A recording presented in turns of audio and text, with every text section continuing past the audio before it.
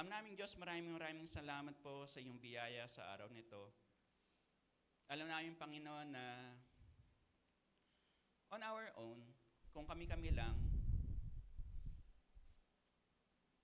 we will be having a hard time attending church, trusting you, following you, reading the Bible, having our devotions, having our journals, kung kami-kami lang. But we thank you, Lord, that every step of the way, every day, you are there for us. Telling us to continue, telling us to grow, telling us to forgive, telling us to be like Christ. Lord, anumang level ng faith namin, ng ministry involvement namin, anumang bagay, Lord God, that will be a source of pride, even our intellect, even though our resources, take this away. Because we understand, Lord God, it is always you for us, and that is more than enough. Lord, we ask for your word, for the blessing of your word. We pray, Lord God, even for the ministry of teaching of the Holy Spirit to just come, cause us, Lord God, awareness and realization of the things that we need to trust and obey. Lord, we pray that everything that we have right now, even in this place, is sanctified by the blood of Jesus. We ask for the Holy Spirit to just come, minister to us. This is what we pray in Jesus' name. Amen. Okay. So lessons from the birth of Samson. No? This is around 25 verses po. So magbabasa po tayo. No? Okay lang po magbasa tayo? Okay lang po. Sino po ang marunong magbasa? Taas po ang kamay. Para sigurado lang ako. Sino po dito yung nagbabasa na reading without comprehending? Taas po ang kamay. Okay. Pareho kami doon. Okay. Kaya minsan kailangan namin magbasa many times. No? Kasi when I was in my elementary school, may mga 4 quadrants. Okay? Ito yung mabilis magbasa, mabilis makaintindi. Okay? Ito yung mabagal magbasa, pero mabilis makaintindi. Ito yung sobrang mabilis magbasa na walang iniintindi. Kasama po ako doon. Okay? At meron po talaga na talagang nagbabasa para makaintindi. Okay? Ba't po natin kailangan sabihin yan? Kasi sooner or later, no, when we try to read the scriptures, minsan no, may mga passages na parang feeling mo boring. Sino Kristyano dito na nagbasa ng Word of God na feeling mo hindi ka na bored? Lahat kayo excited pag nagbabasa ng Word of God? Lalo na pagdating sa numbers? Diba? Panay numbers? Lahat ba kayo nakakuha ng spirit ng meaning sa buhay nyo pag nagbasa kayo ng mga numbers? Diba parang hirap? O kaya sa Matthew na lang, chapter 1, yung genealogy. Nahirapan na mag-pronounce, basta yun na yun, okay? Yung genealogy. Lahat ba kayo, quote-unquote, binilang nyo kung ilang generations at ilang years? Di naman, di ba? Natuwa ba kayo? Tapos para bang, mabuti pa si Mark, ang bilis. Pero pagdating kay Matthew and Luke, pag binasa natin, sabi ko, Lord, ano ba naman to? Para bang patience? Oo, patience talaga. Na, anong kukuhanin kong message dito? Ano dapat ang maintindihan ko? Hindi ko naman sila kilala.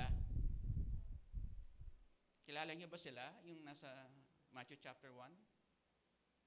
Don't worry, hindi rin kayo kilala. Kaya yun ang maganda, no? So eto, when we look at Judges chapter 13, we'll be looking in how supposedly Samson was given birth. No, alam natin, meron ng backsliding ang Israel. So, yung book of Judges po, maski alam natin parang norm na yung backsliding sa Israel, it's not the normal and natural thing sa isang Kristiyano. Okay? Pakisabi po sa katabi nyo, bawal mag-backslide. Kaya, pag nag-backslide po kayo, sabihin nyo sa amin, tapos ilibre nyo po kami ng, May aamin ba? Wala, no? Wala nang aamin. Okay. So, tingnan po natin ang ating text. Okay? Hindi ko alam kung pinipindot ko to, si Arvin ang gagalaw o yung laptop. Si Arvin yata gumagalaw. Okay.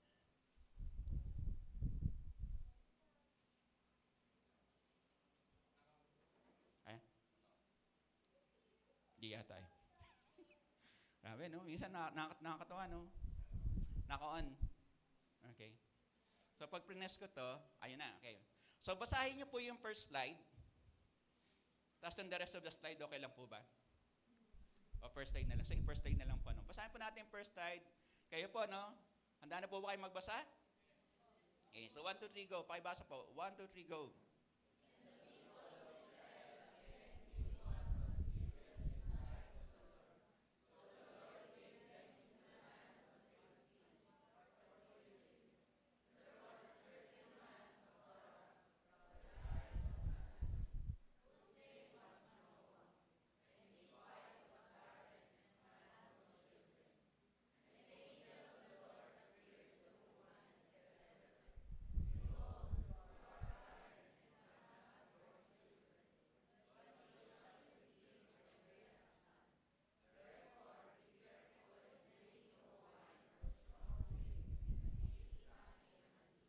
Okay, thank you po. Basahin lang po ang second slide.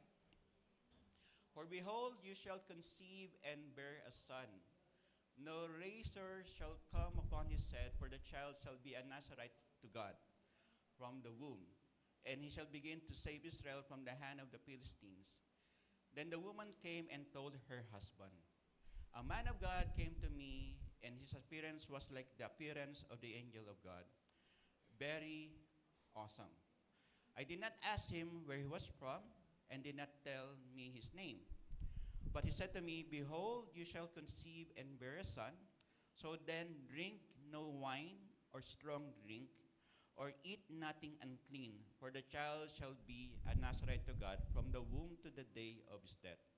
Then Manoah prayed to the Lord and said, O Lord, please, let the man of God whom you have sent come again to us, and teach us what we are to do with the child who will be born. Okay? Next slide po, paibasa. 1, 2, 3, go.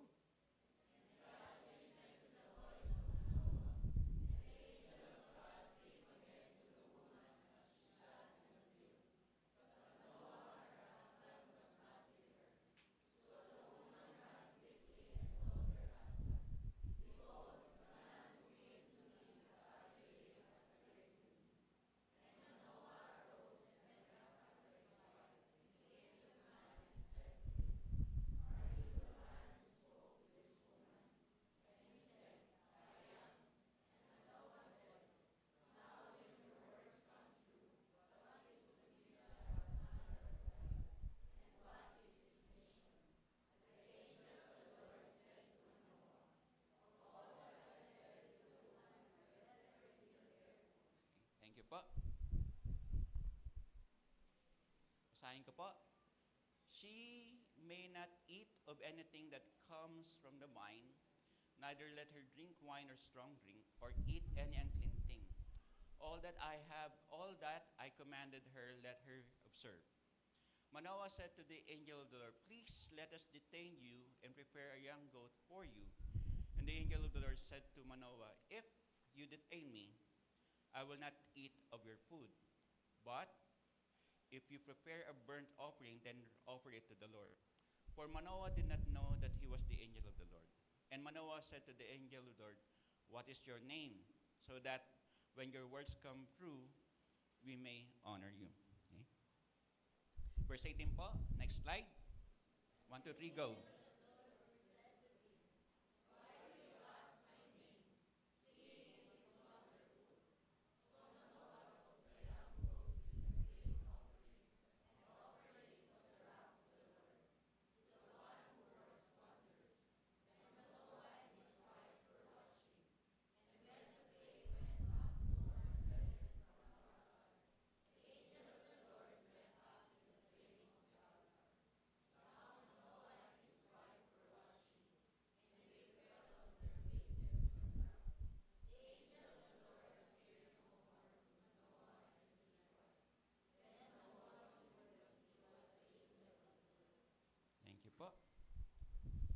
po, nabasahin ko lang po. And Manoah said to his wife, "We shall surely die, for we have seen God."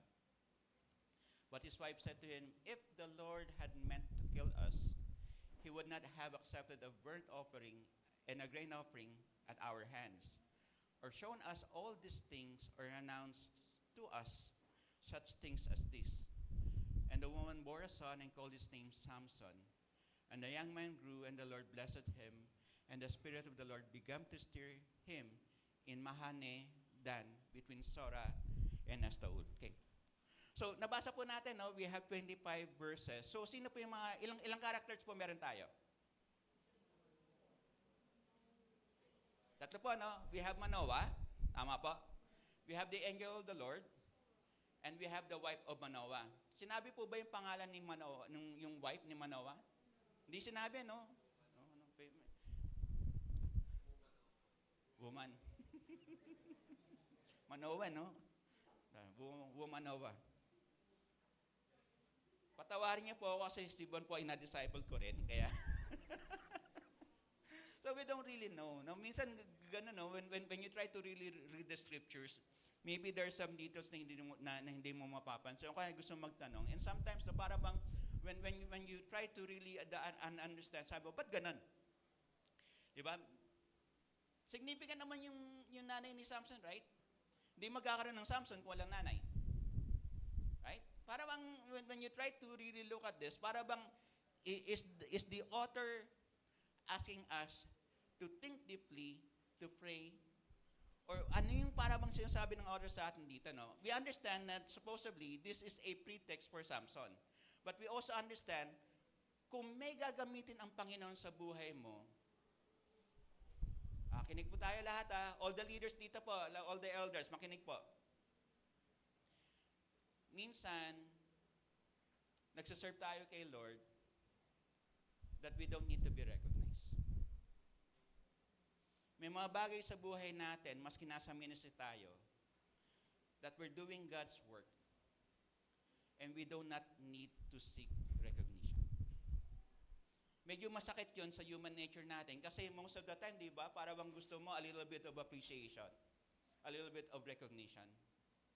But when we try to really look at this text, you could do something great for God, but the whole world will not recognize you. Siguro, no, pagdating natin sa langit, we could really ask, ano yung pangalan nung nanay ni Samson? No? Inisip ko nga, baka Galaxy. Diba, may Samsung Galaxy. Pero wala, nag-iisip ko lang yun, no? Pero, siyempre, hindi, no? Parang, tatanungin mo lang naman, di ba? Tatanong ka lang, baka Galaxy. Hindi naman, no? Okay. Yung mga ngumingiti, alam kong nakikinig kayo, no? Yung mga hindi ngumingiti, alam ko loading pa. Okay? So, this is the point na mapapansin natin, no? Para bang there will be times in our lives na maski ano gawin mo para sa Panginoon, walang recognition. And we should not be discouraged. Kasi alam ng Panginoon na ginawa mo yun for God, hindi para sa tao. Pero siyempre, dahil human nature, parang meron rin. But the point is this, do not worry when you serve the Lord kasi the Lord knows who you are. Okay. So, pwede na po tayo mag-closing prayer. Yun lang, no? Ako po'y medyo, sometimes I need to do something, no? Para bang, hopefully, eto, makatulong po sa inyo, no? I'm not saying this is absolute, but makatulong lang sa inyo. Kasi minsan, pupunta tayo sa church, para bang, we're looking for something, right? Where sometimes you're looking to be blessed by the Word of God.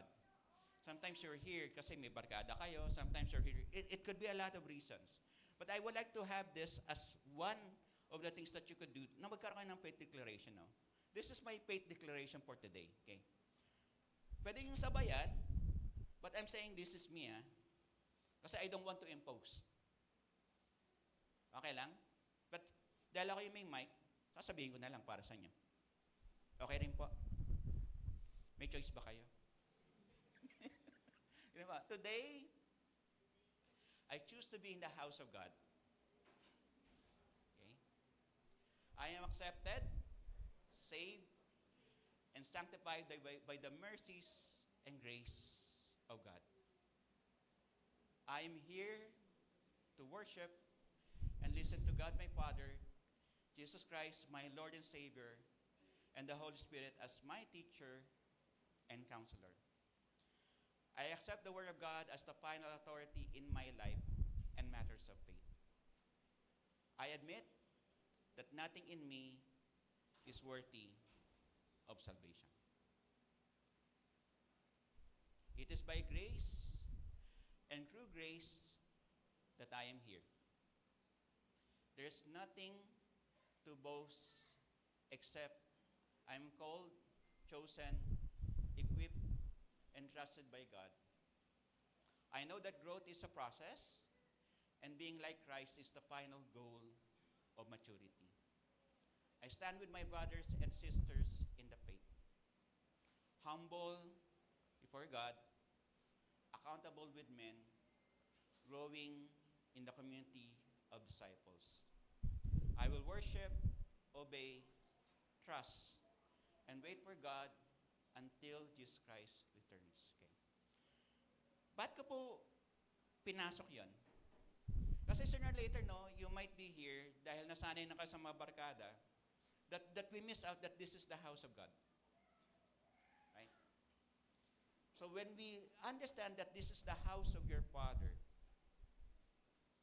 you belong here.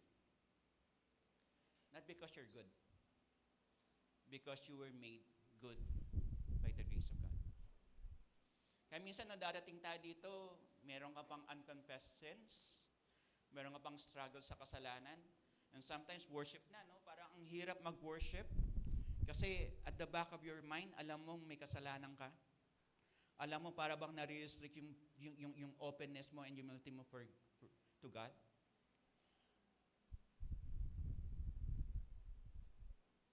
Let it be known na wala pong perfect Christian sa church po ng ECF.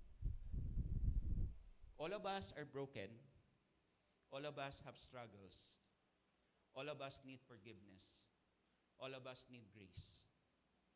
Pag pumunta po kaya tayo dito, you come as who you are and changed by God for who you need to be. Kaya minsan, pagtakot ka mag-worship kasi feeling mo, ang dumi-dumi mo, punta ka pa rin sa church. Kasi yung tao sa church, katulad mo rin, need to come home to the Father. Need to be in the house of the Father. Yun po tayo, no? Para wag po tayong matakot na minsan 1 year ka na nawala, balik ka lang. 3 months ka na nawala, balik ka lang. Katatapos mo lang sa isang kasalanan, balik ka lang. Di pa maayos ang buhay mo, balik ka lang. Kasi you have nothing to prove kay God. Be here because your Father likes you to be here and needs you to be here. Okay? So ito po yung big idea natin, no, sa Judges chapter 13. Okay. Kaya sabi ko, 1, 2, 3, go.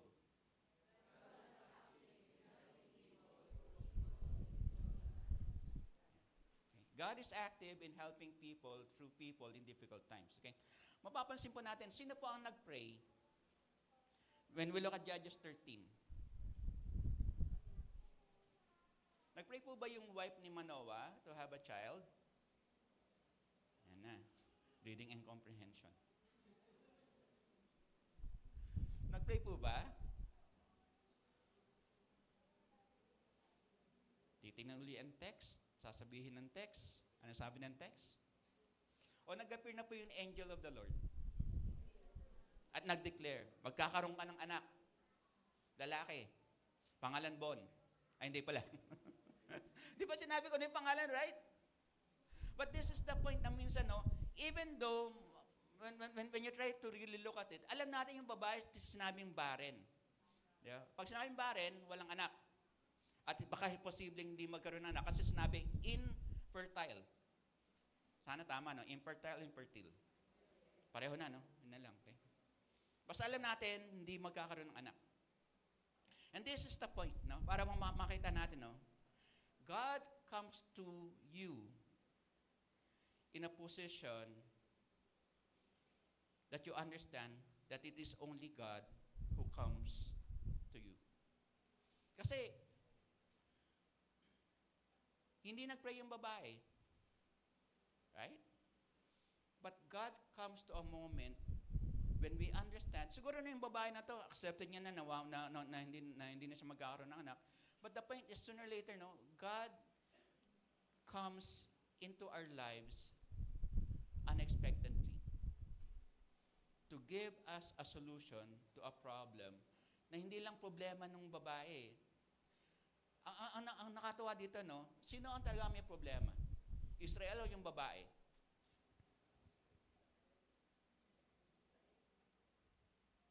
Sige po, yung pong matatalino nandito, yung pong mas maraming alam dito, sino po ang may problema? Yung babae po ba o Israel? Okay.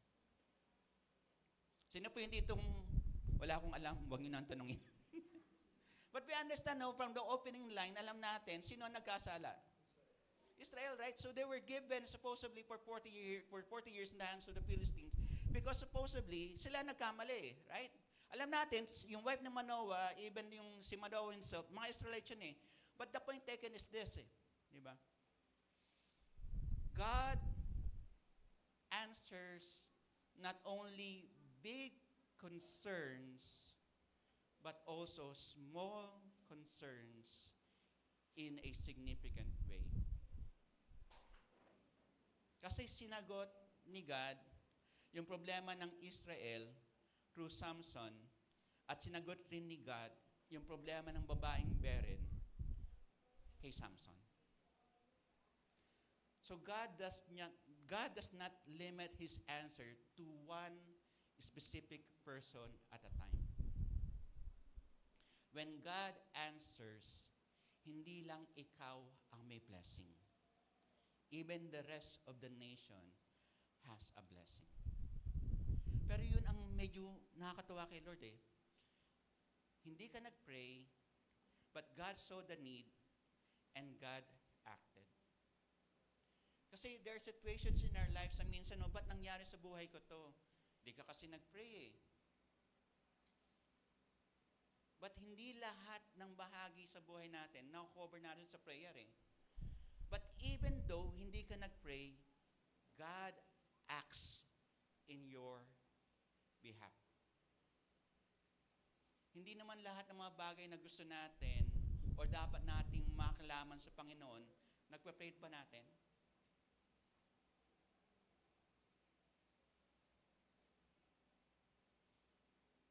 Are we aware 100% ng mga bagay nating ipag-pray? Hindi naman, right? Sino nagpa-pray ng long life? Taas ang kamay. Long life. Ako lang. Okay. Diba, kami ni Mrs., when we have our prayers sa gabi, we pray for our leaders and our mentors, we pray for good health and a long life. Ang tanong minsan, pinag-pray mo yung long life, gaano kahaba yung long life?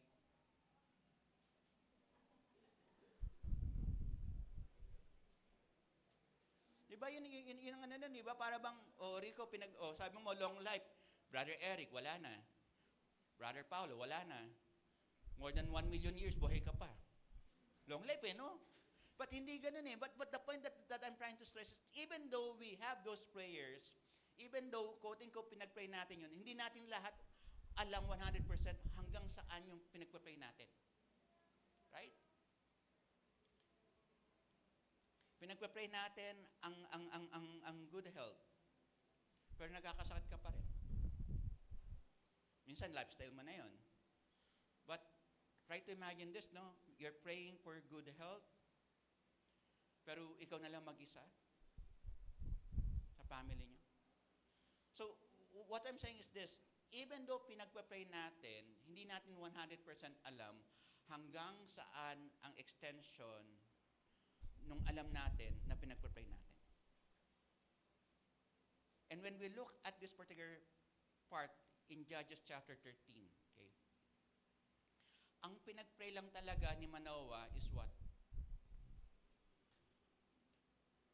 Pinag-pray ni Manoah, kung ano yung sinabi ng babae, marinig niya rin.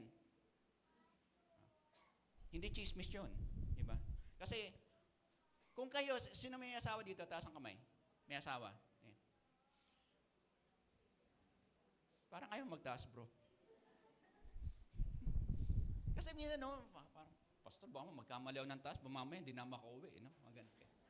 But the point that I'm trying to stress is this, diba? Para bang, pag ang babae nagsalita sa asawa niya, 100% yung malalaki believe.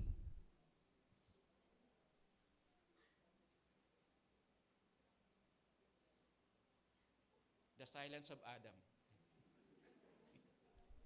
Di ba pa nagkwento ang babae sa buhay na, sa nangyari sa buhay niya sa office or sa school, ikaw nakikinig ka? Sana. Yeah. Nakikinig ka? Lahat ba ng kinakwento ng asawa mo, natatanggap mo 100%? O yung mga babae, alam nyo ba, pag nagkukwento nyo sa mister nyo, yung sinasabi nyo, 100% tanggap ng mister nyo?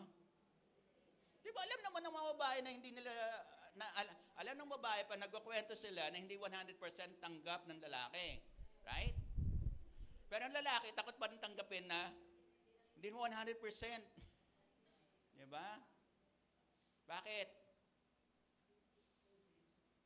Kasi ba magkamali ka, di ba? Pag nagalit si Mrs. sa'yo, wala ka ng bahay. Kasi di ba ang Mrs. may bahay?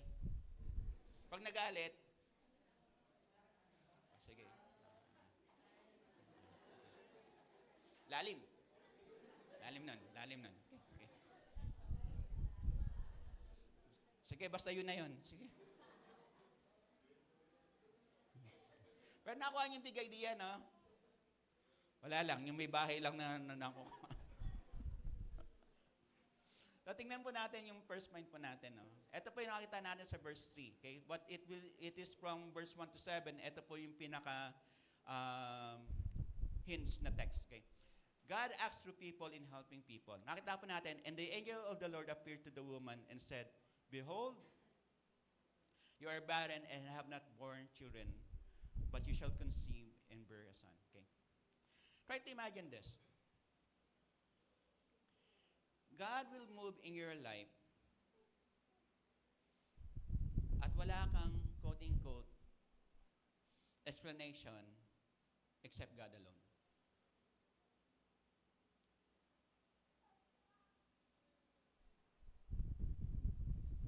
Medyo ang hirap tanggapin ng ibang tao yan. Salvation. Do you have anything na ginawa to really be saved? Even yung act na pagtanggap mo sa Panginoon, was it really you, 100%? Or is it also the work of the Holy Spirit convicting you that you're not righteous? Yun ang maganda, no? Kasi when we try to look at this, every good thing that happened in your life, the only explanation should be God.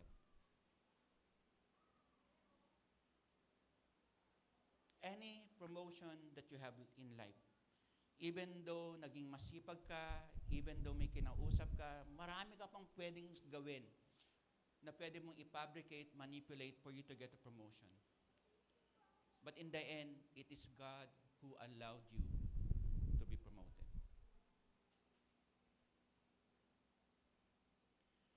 God is the only explanation that we exist. Sa tagal ng buhay natin, I'm already 56 years old. Okay? sa tagal ng buhay ko, when I look back at my life, yes, naging student assistant ako, naging janitor ako, naging batang bubuyog, yung Jollibee service crew. No? Batang bubuyog eh. But all of those things na makita mo, no, para bang, alam mo, sir, na later you come to a point, alam mo, there is only one explanation that you survive up to this particular time, and that is God. And that's something that is very important.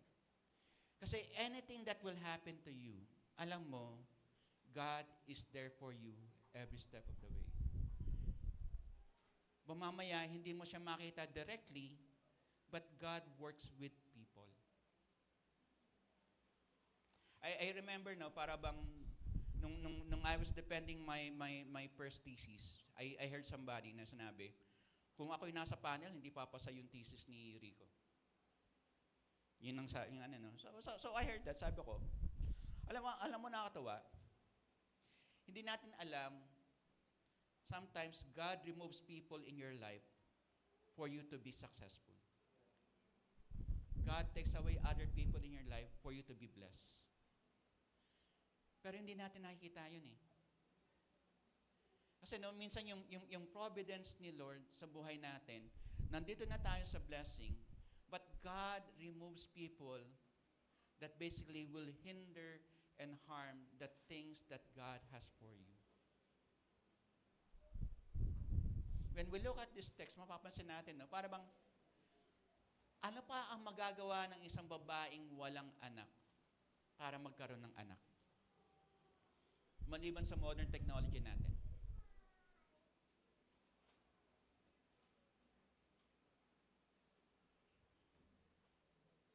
Wala ka nang magagawa, right? There are things in your life na alam mo wala ka nang magagawa na dapat mong tanggapin. The moment that you understand that you are limited, that wala ka nang magagawa, that's the time that God will do something for you. Kasi it is no longer your strength sustaining you. It is already God giving you the strength and the answer to that problem. Lahat po tayo magkakaroon ng limitations. Tingnan niyo po yung katabi niyo.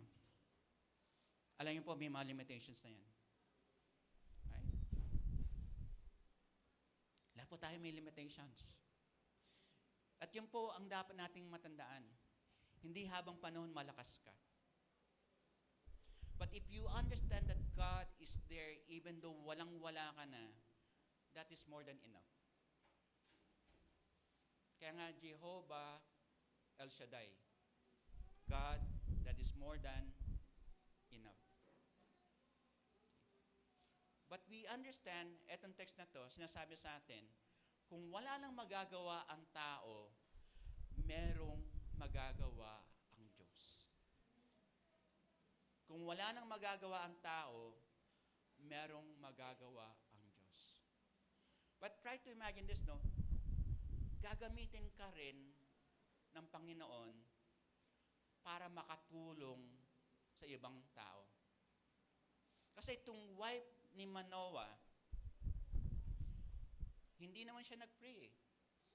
But God answered the prayer through the wife of Manoah to have Samson. Kaya nga lumalabas parang dalawa ang naging solusyon, no? Para bang ikaw, barren na babae, bibigyan ka ng anak, at ang anak mo magiging hero or magiging judge ng Israel. God does not limit His answer to one person. Try to imagine this. For God so loved the world that He gave His only begotten Son, that whoever believes in Him shall not perish but have everlasting life.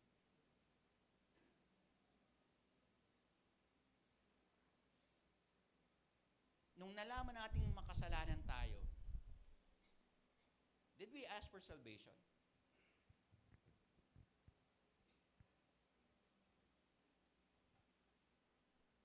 O okay lang sa atin. Kasi lahat naman tayo, pare-pareho makasalanan eh. Right? But that's the point eh. Wala nang magagawa ang tao, may gagawin ng Diyos. At gagawin ng Diyos through other people. Ako, natutuwa ako kasi minsan, no, yung may ibang naging barkada ko, ginamit sila ng Panginoon, but I understand and I realize na some of them nag-backslide na. But during my time in the campus ministry, minsan mag-abot sa akin ng 50 pesos, Kuya Rico, pamasahe mo pa uwi. O minsan, 10 piso. Magkano ba pamasahe dati? Sino po dito inabutan ng pamasahe sa jeep ay 25 centavos?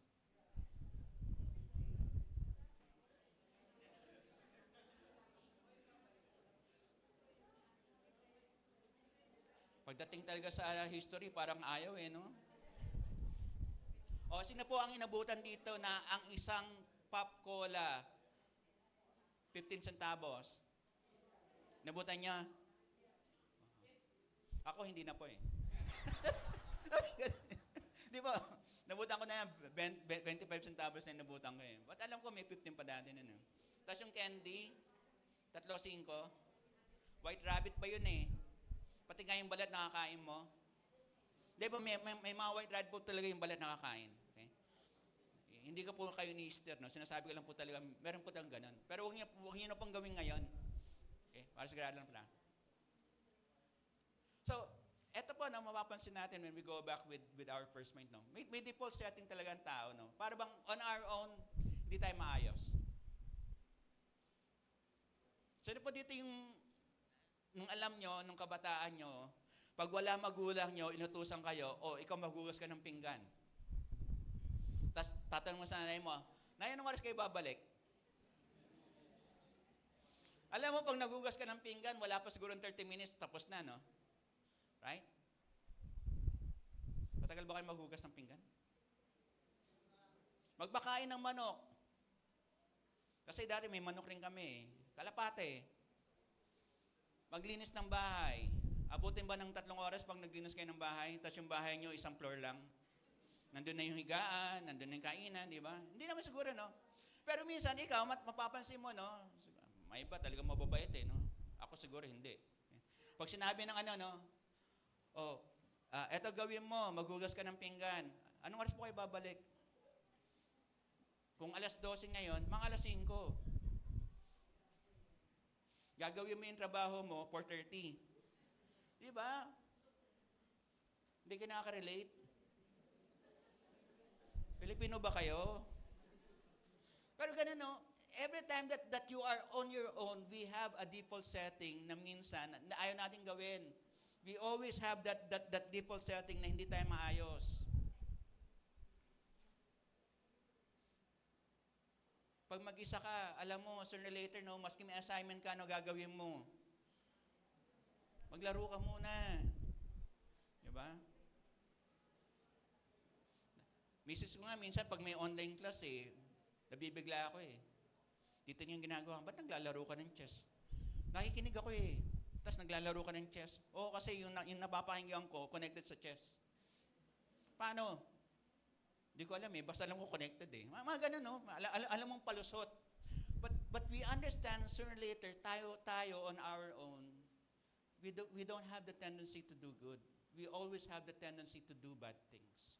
We always have the tendency to do things that are sinful. It's not in us to be good. Maski gaano ka pa ka-religious, it is not in us to be good. Okay? Filipino culture, wag po kayo magalit. Okay? Ang mga babae pa nagsama-sama, what happens? Okay. Yung issue nyo na mister, na-open up nyo sa kapwa nyo babae. Right? Part po ng Filipino psychology yon, kaya I know where I'm coming from. Okay. What happens when the husband comes to the place ng kaibigan nyo? Yung sinabi nyo mga bagay na hindi nyo mapaliwanag ng maayos at nasabi nyo na itong husband nyo ang sama-sama ng ugali, ikaw ngayon na barkada ng babae or kaibigan ng babae na yon, you have already that prejudice pagdating ng lalaki na yon sa bahay mo. Fair sa lalaki? Hindi. But it's one of those things na alam natin sa Filipino culture happens. Kaya minsan yung lalaki magtatanong, ano nangyari? Wala namang ginawang masama. But the preconception and the biases. Remember, as wives, you have to protect your husband. In terms of character, in terms of integrity.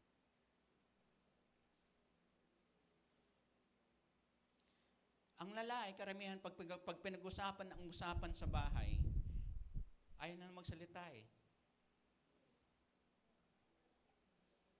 Di ba? Pag sa men's ministry na pinag-usapan natin, pagkain, basketball, kamusta family?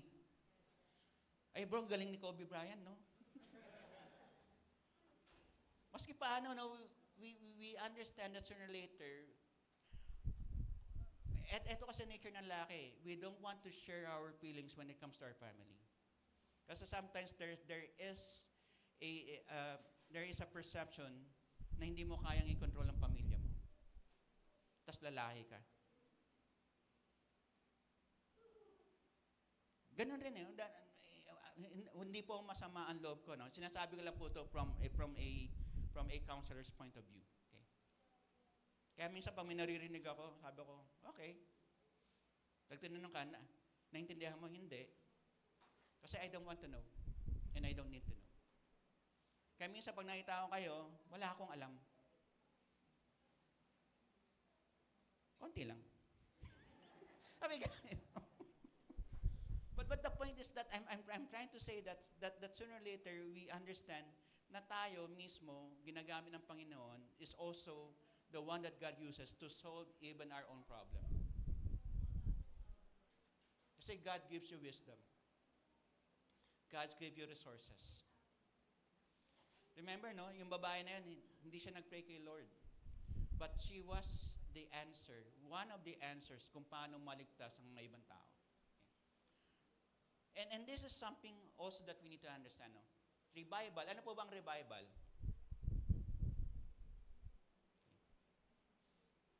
Revive means to have life again, no? Iba po yung resurrection, iba po ang revival. Okay.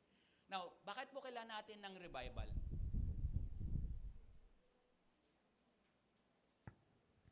Bakit po kailangan natin ng revival?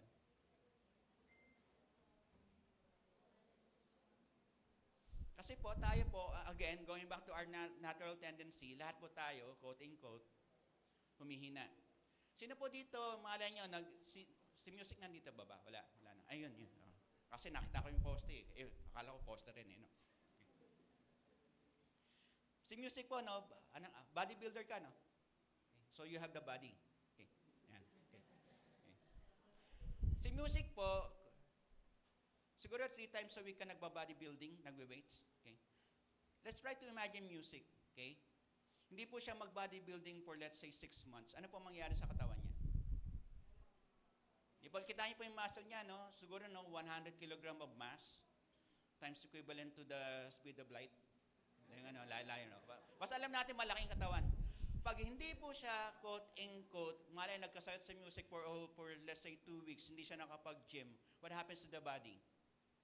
Humihina po, no? Nawawala po yung parang figure niya na pandesal. So, nalay po, makita na lang natin, hindi na pandesal. Ano na lang? Spanish bread. Yeah? But the point that I'm trying to stress is, hindi po tayo on our own, without revival, can sustain our maturity and spirituality. That's the reason that we need to always have revival. Sooner or later, ang revival po, hindi po kailangan laging dramatic. When you read the book ni Ralph Mahoney, minsan revival, slow lang. But the point is that we need to have life again. We need to have strength again. Kaya nga minsan, mapapansin natin sa mga mag-asawa, ba't po nagkaroon ng marriage renewal? Or renewal of vows. Bakit po? Para magpa-picture daw, sabi ni Sister Jane. Okay.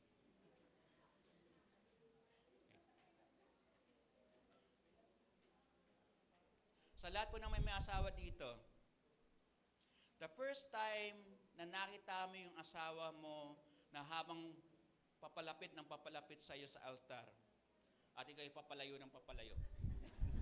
Okay? Habang papalapit ang misis mo sa altar, do you still remember the feeling, the emotions, all of those things?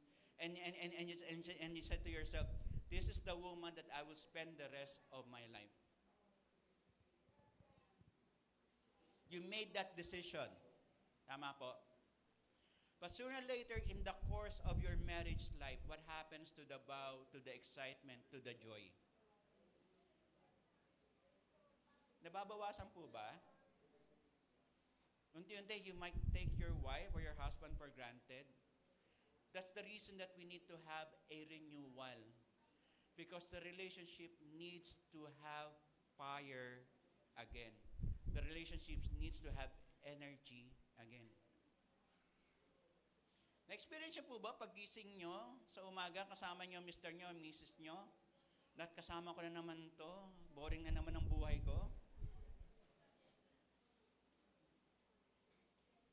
And the only time that you are able to make something new is when you have revival in your life. The way that we look at Judges 13, unti-unti sabi ni Lord, sa babaeng ito na hindi nag-pray, gagamitin kita to deliver Israel. At the same time, try to imagine this. When you receive a miracle, hindi ka ba marirevive? When you receive an answered prayer, hindi ka ba marirevive? When you receive something good from God, hindi ka ba marirevive? Marirevive ka.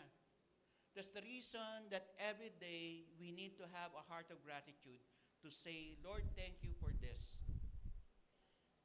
Kasi a heart that can only be revived is a heart that has gratitude.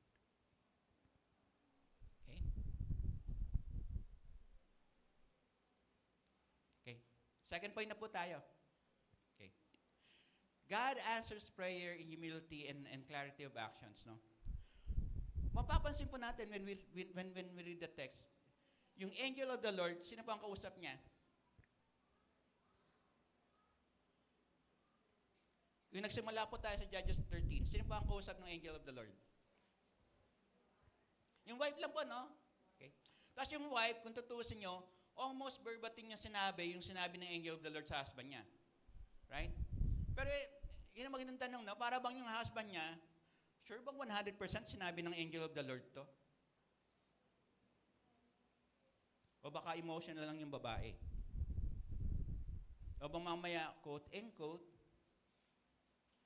ginu-good time lang ako nitong babaeng to? Right? Kayo po ba hina-good time na ng family nyo? When we talk about the good time, no, hindi ko po sinasabi yung in the normal sense na good time. Para bang kayo po ba nabiro ng family nyo? Bigyan ko po kayo ng example. Nung kami po ay sumama sa reunion, kasi yung mother-in-law ko, umuwi kami La Union. Okay? Tapos na, sabi ng isang kamag-anak ni Joppy, ay gusto niyong ice cream? Siyempre, tuwan-tawa ka, ice cream. Okay? Nilabas.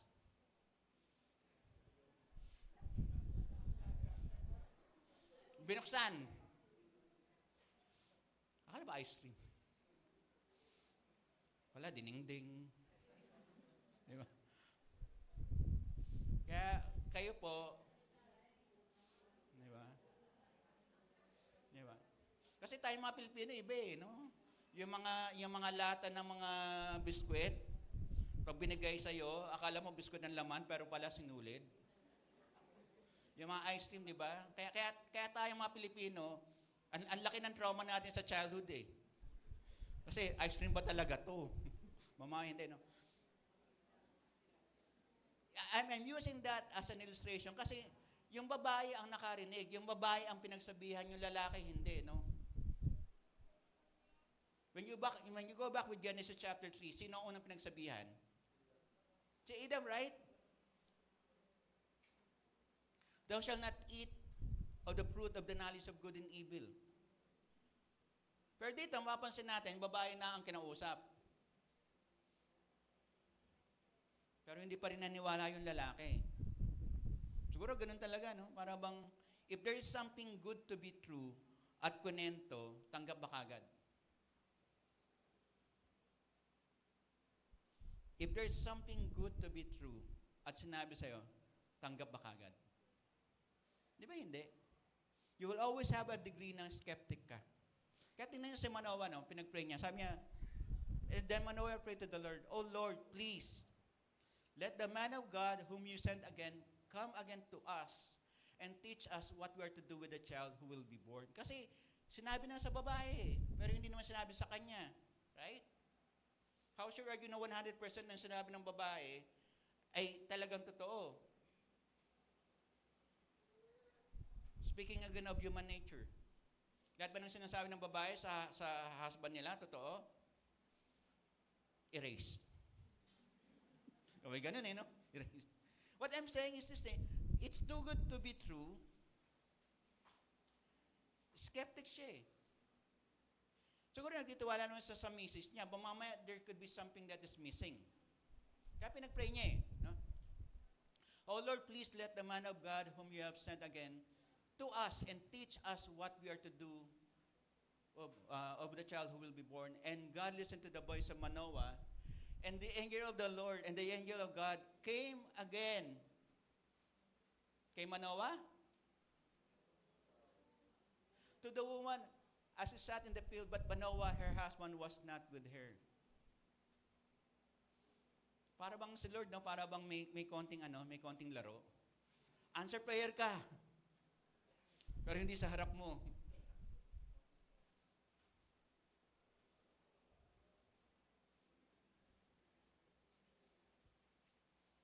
Nag-pray si Manoah eh. Right?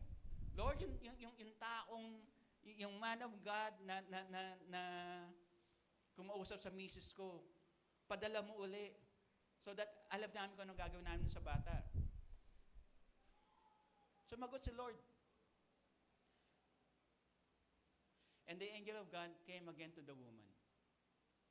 Ang tanong, ikaw ang nag-pray, but yung misis mo nagkaroon ng confirmation.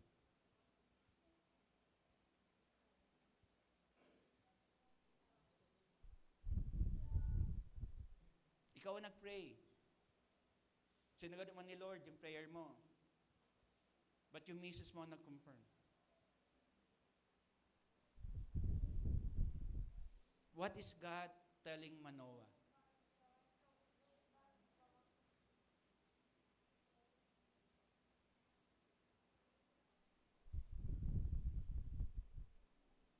Hindi mo ba pwedeng pagkatiwalaan misis mo? Hindi ka ba pwedeng maniwala sa akin? Through your wife? Hindi ka ba pwedeng maniwala? Maski hindi mo nakita. God answered the prayer of Manoah.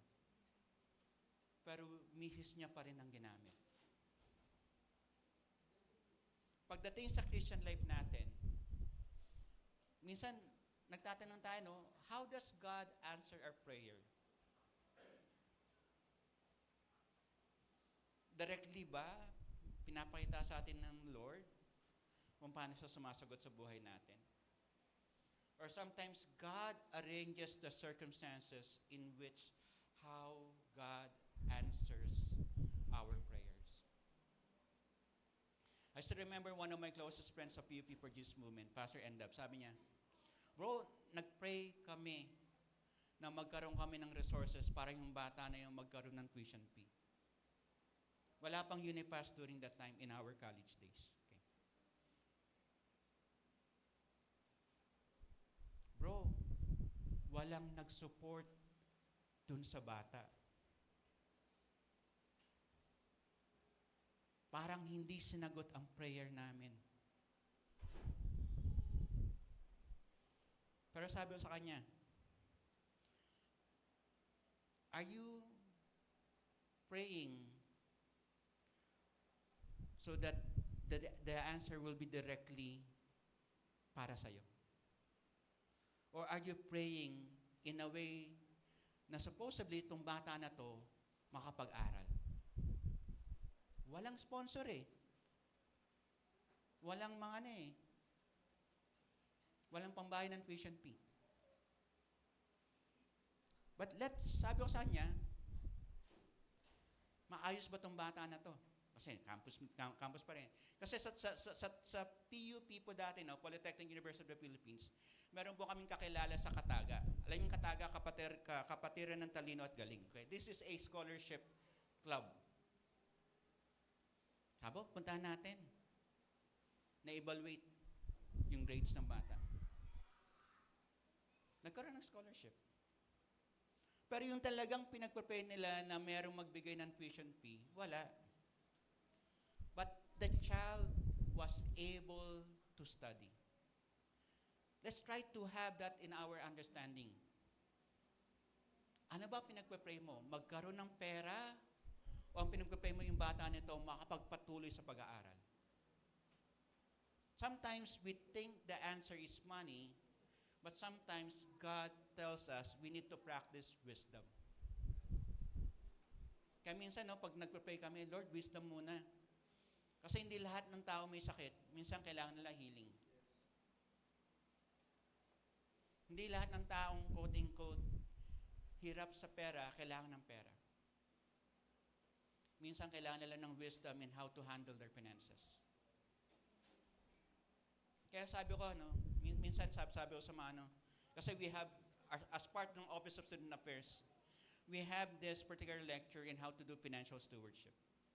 Kasi yung mga magulang, eto na yung ATM, hindi pa nabibigay yung support. Ang gagawin ng mga magulang, binibenta na yung ATM. Kamusta yung bata? Gutom. O ba't di ka nakapasok? Wala na pong pera eh. Paano na walang pera? Ginastos po ni mama. Saan? Sa sugal. Diba? Kami napapakamot na lang uli. You're giving every child the opportunity na maski paano makapag-aral. But during that time, wala pang wala pang Unipass. During that time, eto nangyayari. Kaya minsan, we have to really be sure that we have wisdom in our prayers. Okay? Prayer is to surrender to God's will. Lord, bahala ka na sa akin. Sometimes, there was a book before, I think it was E.M. Bounds, parang prayer is asking and receiving from God, which is true. Which is true naman. You receive not because you did not ask. Tama naman yun eh. But sometimes, prayer is also a way for you to be broken before the Lord. Lord, wala na akong resources. I trust you. Lord, may problema ako. I need peace of mind. Prayer is submission to God's will. Pinagpapray ba natin ang bansa natin? Pag-pray natin. Kasi we're not so sure 100% kung ano talaga nangyayari. Right? We're not so sure 100% kung ano nangyayari. Ang maganda rin ang prayer ni Manoa eh. Sinabi sa misis, pero ang prayer niya rin, Lord, ano gagawin namin? Okay. Tayo ba, the first time that we were given directions, nakuha na natin? Diba? Sino po dito umabot ng elementary? Yung elementary? Okay. Nag-elementary po. Sino po nag-elementary? Lahat kayo college na kagad. Bilis, no? Parang accelerated, no? Di ba minsan, pag nagbibigay ng exam, right, true, or false, right? Pero yung may iba nasanay, pag sumasagot, TF, TF, TF, TF. Right? Pero ang direction, right, true, or false. Pero pag nalagay mong TF, TF, TF, TF, papasa? Hindi, no? Diba? Sabi dapat. Ang tanong, ba't sila sumagot ng TF, TF, TF kung ang direction is right, true, or false? Binasa ba ang direction? Binasa siguro. Pero mas magaling pa kayo sa direction. Ganun naman, di ba? Siya tama naman eh. T, ano yung T? True. Di ba? Pero ano ba direction? Minsan ganun eh, lumalabas. Okay. the way that Manoah was able to pray to the Lord, sabi niya, Lord, siguro kailangan ko ng clarity. Kasi something big, something special, most probably, lahat tayo might waste that. Okay. Alam niyo, there was a study, yung mga nanalo sa loto. This is sa US, ha? Yung mga nanalo sa mga loto nila. Almost 97% given 1 year. Yumaman sila. 97% of the time, given 1 year. Mas mahirap pa sila sa dati lang status. What does it reveal? It is not the money that you lack that made you poor. It is the practice of stewardship that made you poor. Kasi, ang laking pera eh. 1 year lang nawala. Filipino culture, dati, yung husband, 3 or 5 years, nasa Middle East. Babalik ang husband. Almost every day, may party, may inuman, darating si kumpare, darating si kumare, blah, blah, blah, those things. Unti-unti, magbibigay si OFW. Okay. After a month, makita natin yung OFW, yung suot na alahas, bebenta. Yung watch na Rolex, bebenta. I'm not saying this for us to condemn people. But this is a realization na sooner or later, kung walang wisdom at walang clarity, it will always be a problem to us. So we have to always be clear kung ano ang pinapagawa at kung ano ang magagawa natin para sa Panginoon. Okay? Okay. Unless God acts, dito po meron pong participation ng misis ko. Kasi habang ginagawa ko po yan, sabi niya, lagyan mo ng kama. Oh. Kaya hindi po 100% sa akin po, no? Kaya may 1% pong blame ang misis ko, okay? Unless God acts, what is accepted and tolerated will continue. Okay? Sometimes, God answers prayer through people around you. Hindi po kay Manoah sinabi at nagpakita yung angel of the Lord. Sa misis niya pa rin. Siguro God is teaching Manoah, no? Sabi niya, Manoah, makinig ka uli. Sino po yung mga lalaki dito na may asawa, taas po ang kamay? Okay. Para po sa atin to, no? Pag dumating po ang misis natin at sinabi, this is from the angel of the Lord, Lord, clarity and repetition. Nakakatuwa po, no? Sabi ko nga, Lord, itong si Manoah na to parang answer prayer naman. Pero sa ibang sa misis niya uli ginamit. Sometimes we need to realize that God answers our prayer through other people. And sometimes God answers prayers in circumstances that we don't expect. Okay. Last point po. Okay? Pasabi ko sa katabi niyo, malapit na tayong muwi.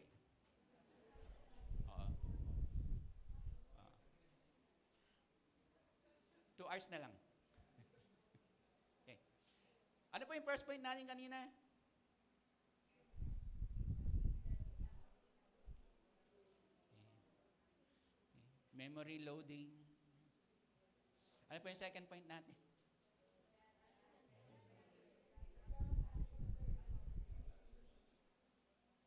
Ano po yung pangalan ng nanay ni Samsung? Galaxy. Yun, natatandaan eh. Okay, third point po tayo. God accommodates people and accepts sacrifices of worship. Okay. Manoah said to the angel of the Lord, please let us detain you and prepare a young goat for you. And the angel of the Lord said to Manoah, if you detain me, I will not eat of your food. But if you prepare a burnt offering, then offer it to the Lord. For Manoah did not know that he was the angel of the Lord. Okay. Sino po dito yung marunong magsaing? Marunong magsaing. Okay. Brother Eric lang tsaka ako. Wala na. Buti wala na kaming kanin sa bahay. No? Kasi low carb na daw kami. Pag nandiyan si Mrs., no carb. Okay? Pag nasa school ako, may carb. Yun lang yun. Okay?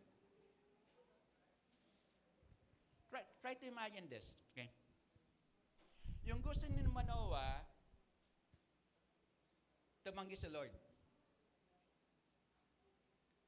May masama ba sa gusto ni Manoah?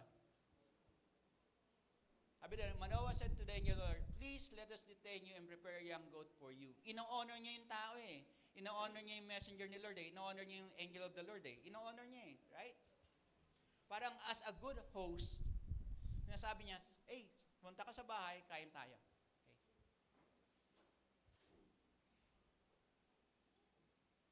Okay? Ino-honor niya eh. But sabi dito nung angel Lord, and the angel Lord said to Manoah, if you detain me, hindi ako kakain.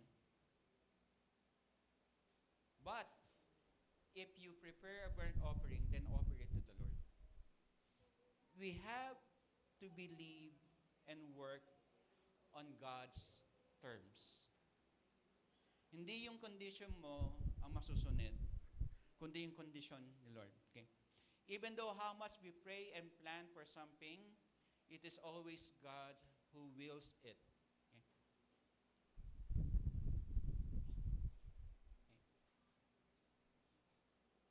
Worship is knowing who we are before God. What burnt offering ang nire-request? What burnt offering?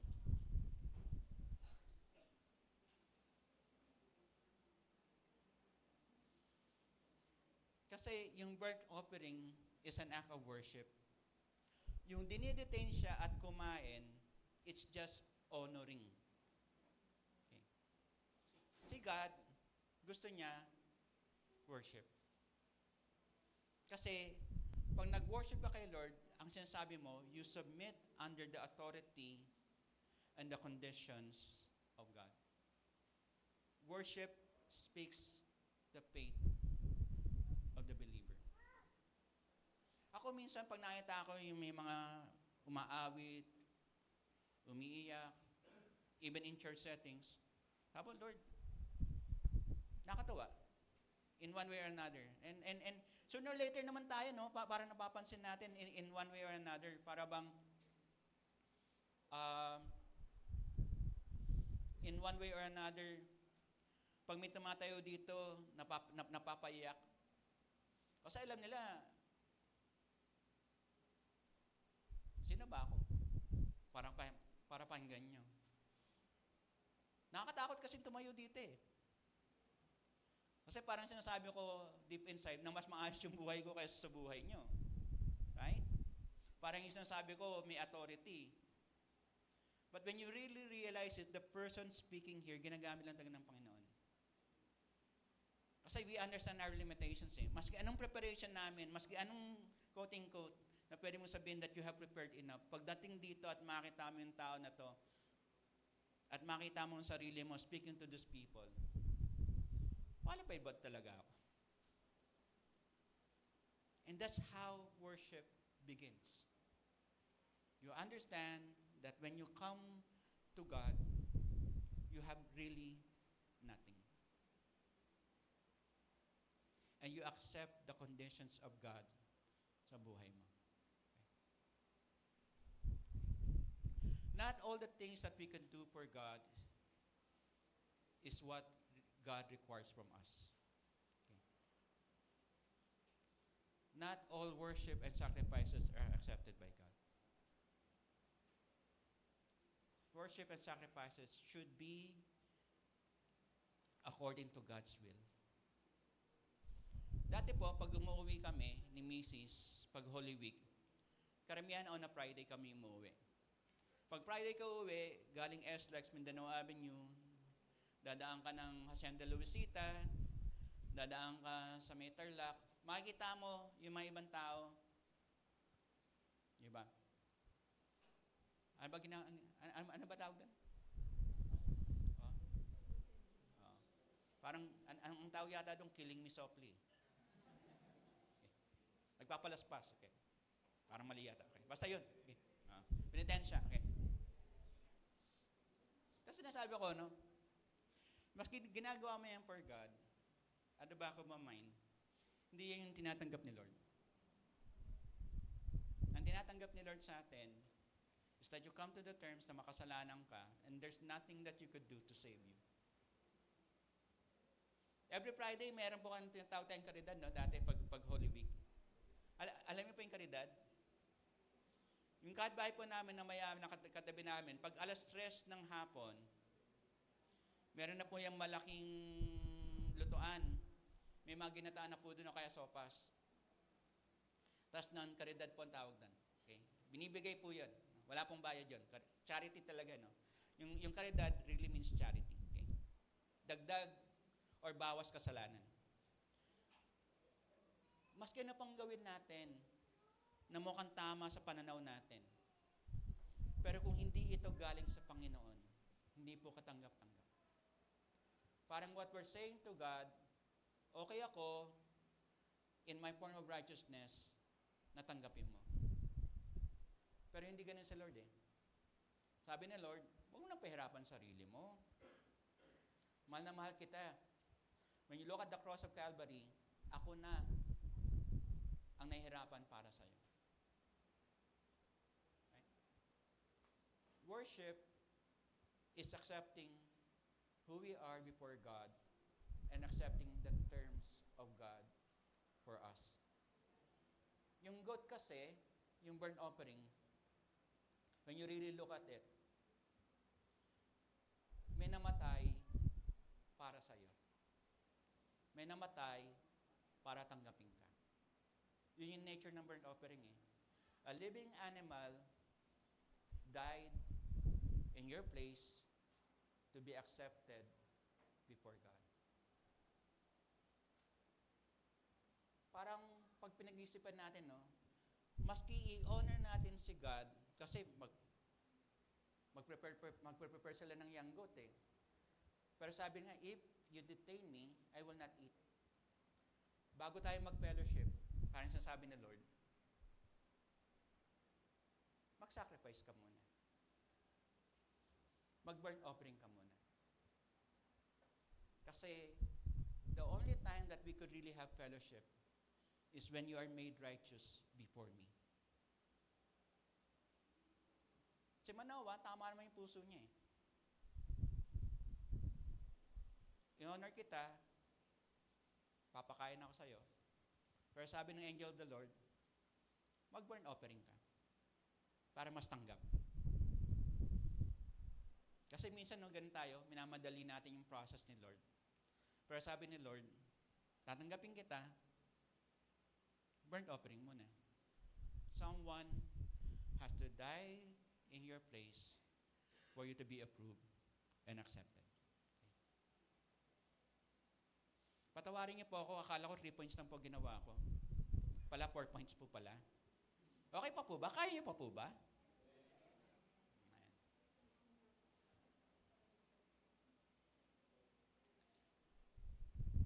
Point number 4. God acknowledges the value of human acts according to His purpose.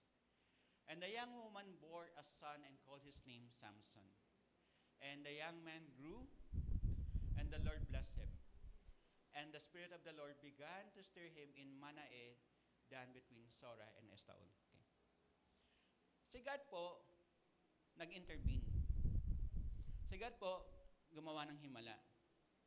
After the intervention and the miracles na gawa ni Lord, okay, He let things go its course. Okay. After nag-intervene si God, after ng himala, He let things obey its course. Yung pinitang nating providence, okay? Yung providence po, hindi po araw-araw magkakaroon tayo ng himala. But the way that God arranges things in our lives, there will always be the wisdom of God. Once in a while lang po mag-intervene si Lord sa atin. Pero importante doon, we understand kung nag-intervene si Lord, nandun ang wisdom. Okay. Ito po sabihin ko, ano? When they saw Samson na lumalaki, and the Lord blessed Samson, no? Tama po ba? Okay. And the Spirit of God was also in Samson, nag-stir na Okay. Si Samson lang ba nakikita nila? Or is it also God that has blessed Samson and God raised Samson for His purpose? One of the things na minsan I realize when I was doing, yun naganap po kami sa Antique, na pag humawa ka ng mic at inintroduce ka ng mga ibang pastor na man of God, parang sinabi ko doon sa pastor, sabi ko, ba nagkakamali kayo? Because I never feel that I am a man of God.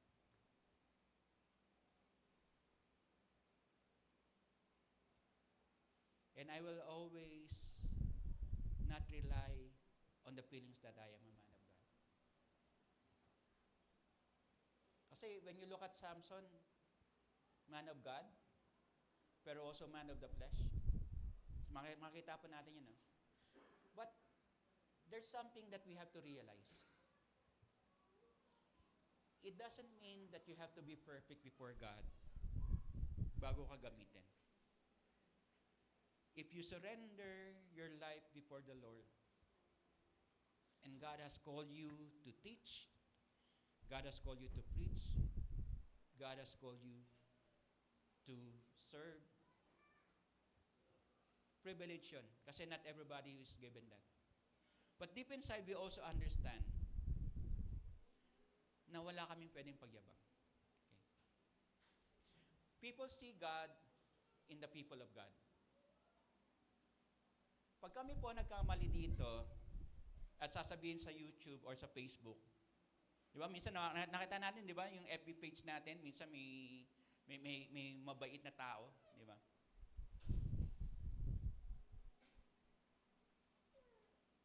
We don't have it all.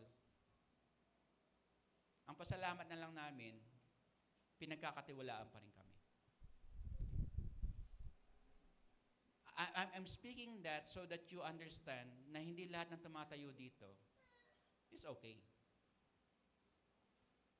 Pero lahat ng pinapatayo dito ni Lord, nagpapaayos sa Panginoon. Okay. Tayo po yung manalangin. Aming Diyos, maraming salamat po sa iyong biyaya, sa iyong pagpapala, sa mga bagay, Lord God, na iyong binigay sa amin.